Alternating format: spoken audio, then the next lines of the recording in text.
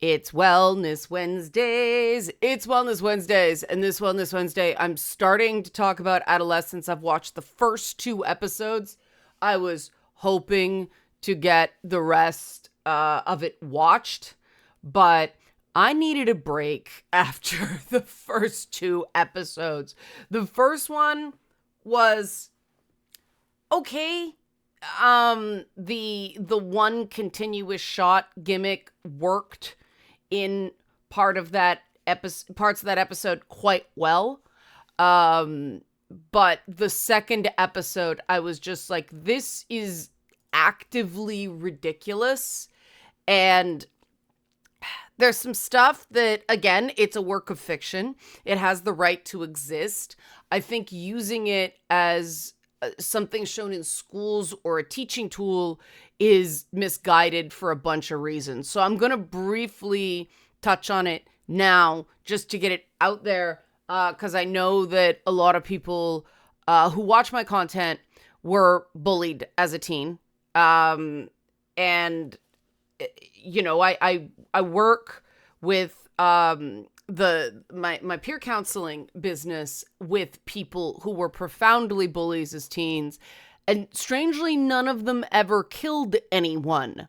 And that's the element I want to talk about today. Help support this channel, become a monthly patron, patreon.com/LeannaK, or buy a one-time Leanna Care session for someone who can use it but can't afford it, coffee.com/LeannaK.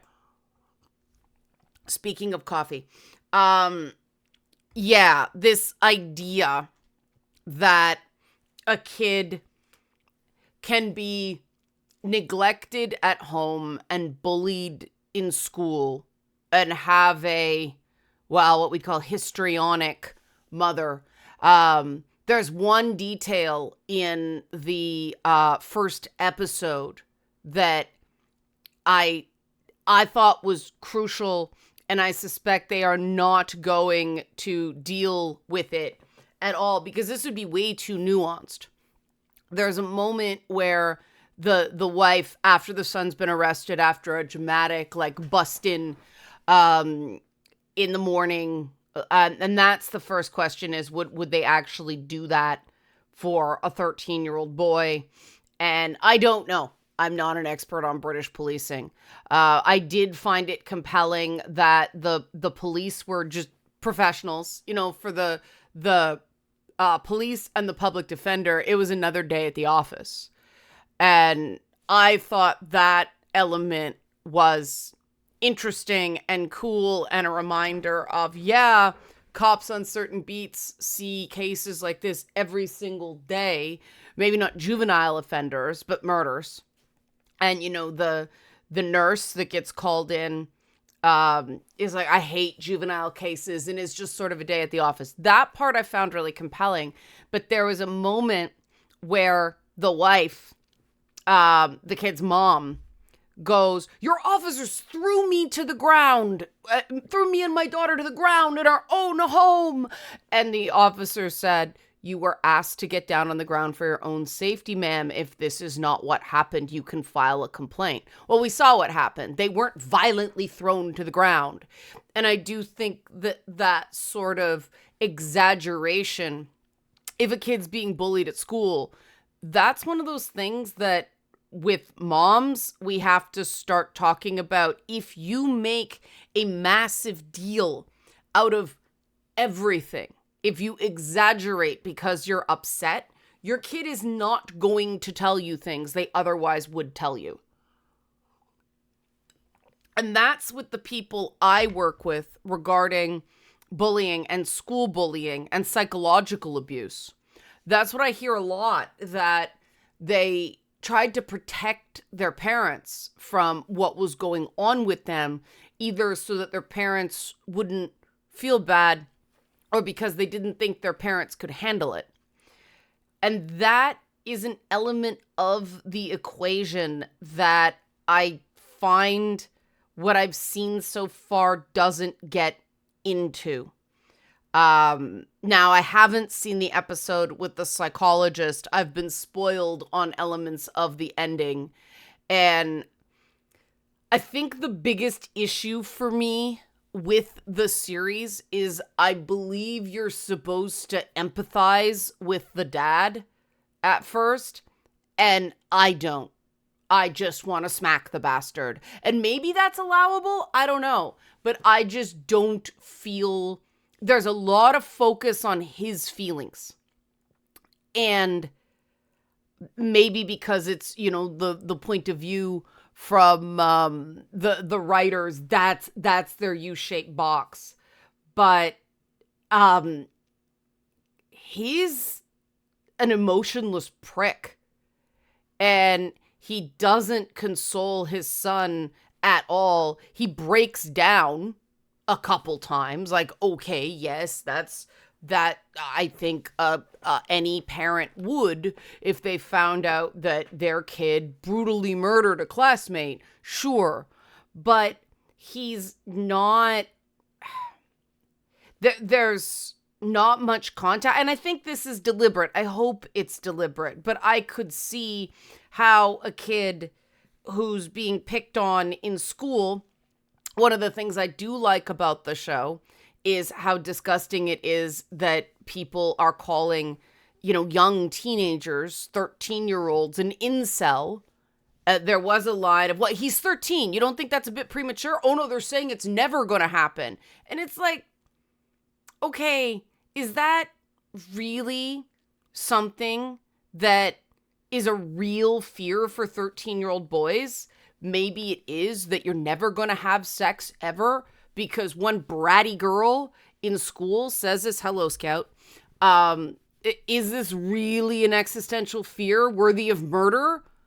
This doesn't make a lot of sense to me, and it doesn't fit the facts, right? I think that this stuff about incel culture, even though there have been murders with an incel connection, we had one here where it was the van attack on Yonge Street years back, and the guy who did it tried to argue, oh no, he was an incel, and oh, it was because he was autistic and all these things. And what it seemed to be is that he was afraid of failing, and so he blew up his life and killed a bunch of people.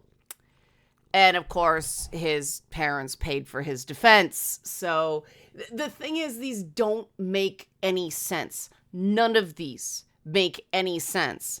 And this idea that a bullied kid, we've been dealing with this trope, the Jeremy, as I call it, because I was a teenager in the 90s. We had that Pearl Jam song, Jeremy's barking class today. And it was about a bullied kid. And for some reason, this idea, and I know it is sort of threaded through the Columbine thing and all that, the idea that somebody was bullied and therefore they become the bully, it's this appealing narrative, but it doesn't fit the facts. People who go on to be incredibly violent are more likely to be the bully than the bullied. And people who are bullied, adults who were bullied as children, actually show greater reactance to witnessing violence. So violence impacts them in a negative way more strongly than people who weren't bullied as kids. And so this myth that, oh, your kid's being bullied at school, therefore he's going to become violent because a TV show said so and they're showing it in schools, that's just heaping more on the victims, especially, young male victims. And I don't see how that does anything good. It's just going to have the kid say less about it because he doesn't want to be pegged that way.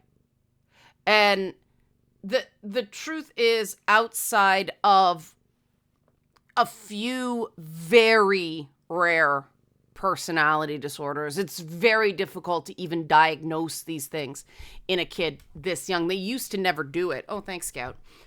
They used to never do it because the personality wasn't fully formed. Now they do it in very, very, very, very rare instances where immediate treatment is essential to better outcomes. There's the biggest precursor to being violent is you grew up around violence. You grew up being the victim of violence. Violence was normal. Violence is the way people solve problems. And, I grew up in a violent neighborhood. I grew up where there was violence in the home. And so I guess I take it personally when people reach for this stuff, because these kids are victims, right? The depictions of schools in media now, if schools are really this bad, I have no direct experience of schools being this bad. Schools are more hands-off than they were when I was in school because teachers don't want to get sued.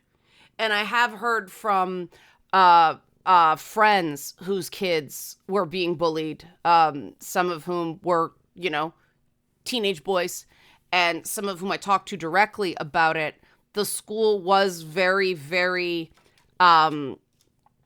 slow to get involved, and the bullying was happening in the boys' bathroom. So there's so many details there. There may have been a crackle on this mic. Yes, we'll see. Continuing audio mysteries are mysteries. But this idea that we can predict who is going to become violent, the idea that these sensational crimes are at all typical in real life, if you follow the Stockport stabbing, that certain people who I think are clout chasing, so I won't say their names, claimed that Adolescence stole from that real life case and whitewashed it. That was the one where the girls were stabbed at a Taylor Swift themed dance party or class or something like that. But a rumor went around the internet that it was an immigrant that did it. It wasn't. The killer was born in Cardiff. But, this kid was, I think he was like 20 or something like that. He was older. But red flags up the wazoo, bringing weapons to school, history of violence. Yeah, that's what we expect to see. People don't just murder somebody one day. They work up to it. And if we stop demonizing young people, if we stop thinking that every kid who is an idiot at 12 years old and thinks Andrew Tate is cool is at risk of homiciding someone, that's gonna make the problem worse instead of better. Because when the only two choices you have are be a threat or be irrelevant, most people are gonna pick threat. And there's also the factor of, and I saw this growing up, well, you're already punishing me because of what you think I'm going to do. School is very punitive for me. There were a lot of really oppressive rules. And if any student talked to a teacher the way students are talking to these teachers in the show Adolescence, they would be sent to the office and suspended, and there would have, you can't tell a teacher just to fuck off. I don't believe that's normal now. You can't just do that. There is discipline in schools. And they have of course they have the one black girl character beating up a white boy when a fire alarm's pulled right in front of the cops.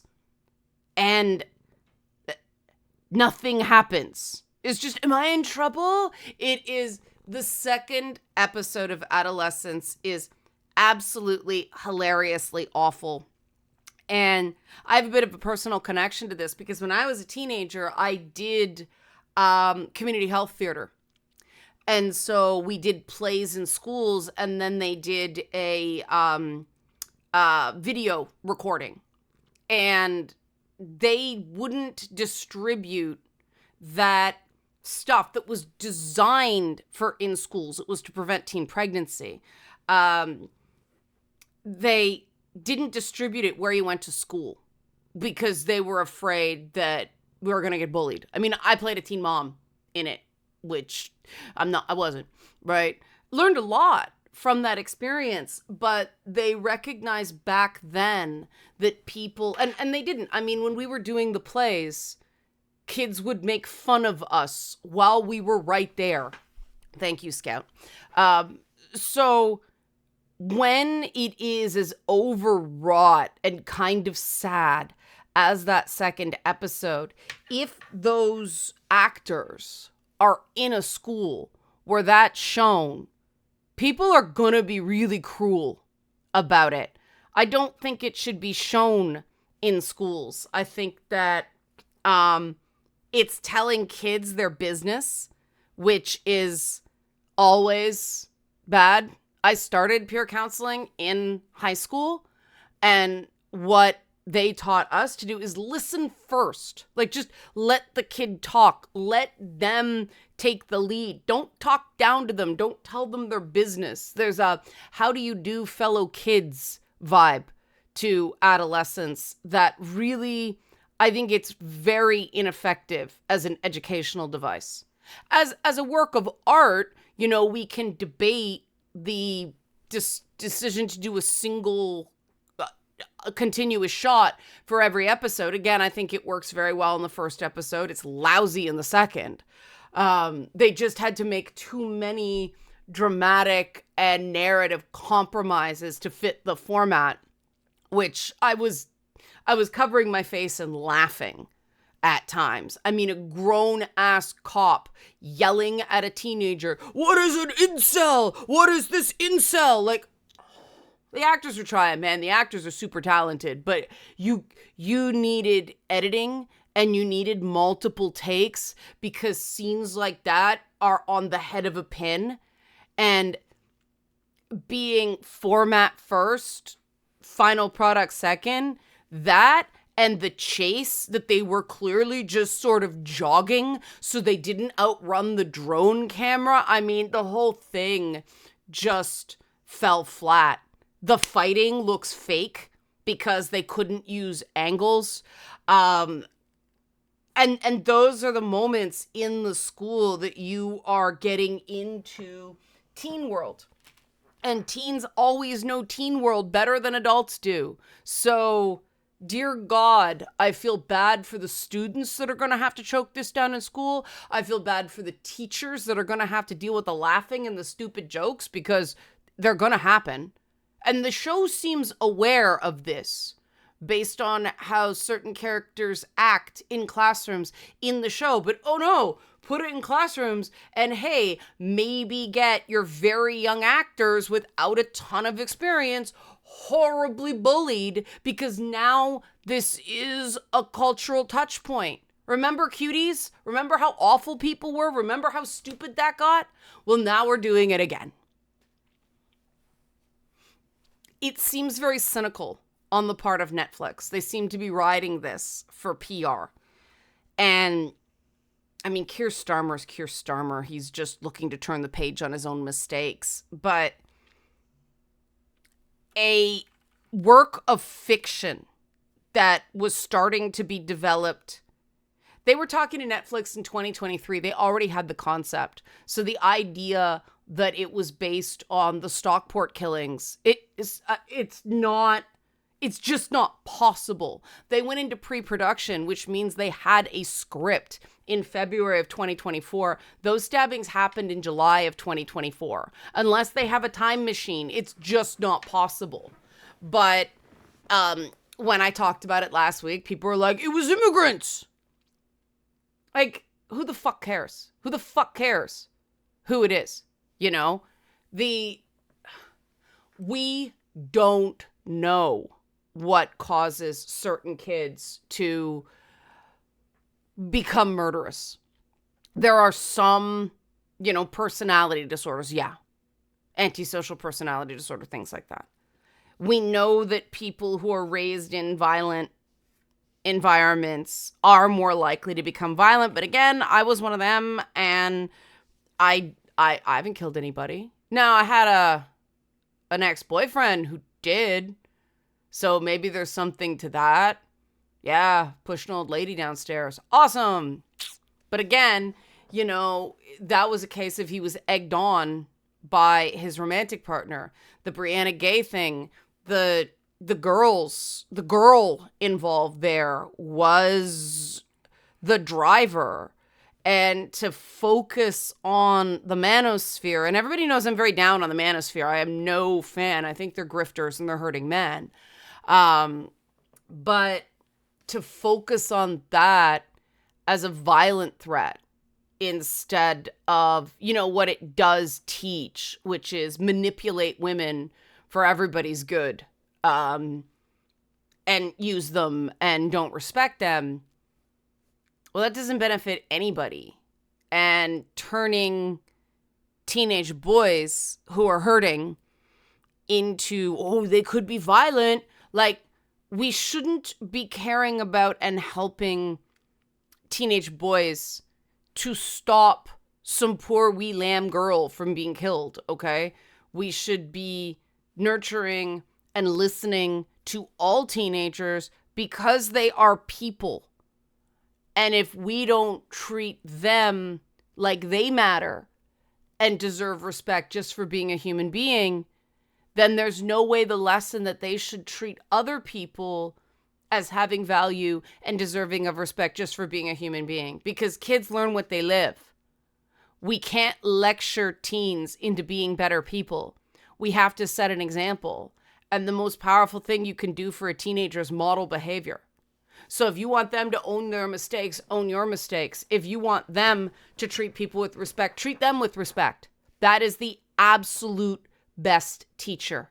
And I am not hearing anyone in the press or the whole debate over this thing have that conversation. So we'll see as we go. This is my preliminary thoughts. I'll do final thoughts either on Friday or next week. We'll see. Help support this channel. Become a monthly patron, patreon.com/LeannaK, or buy a one-time Leanna Care session for someone who can use it but can't afford it. Now, this is what informed me a lot about this video.